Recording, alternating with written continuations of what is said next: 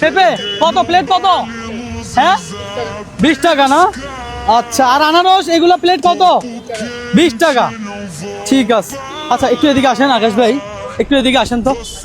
এই পেঁপে কার? হ্যাঁ সবগুলো পয়সা করে। 25 টাকা। দর্শক, এই যে আমার হাতে দেখেন বিশাল বড় একটা পেঁপে, এটার দাম হলো 25 টাকা।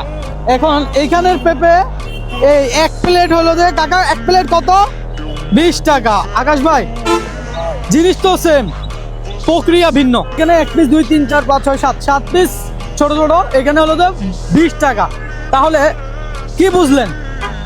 জিনিস একই, প্রক্রিয়া ভিন্ন, দামে প্রায় সেম। এই দুনিয়াটাই এমন ভাই, একটু বুদ্ধি খাটাইয়া চললে সবকিছুই সহজ ভাই। একই জায়গায় একই জিনিস, শুধু কাকা একটু প্রসেসিং করতেছে আর ওখানে প্রসেসিং ছাড়া পেঁপেটা।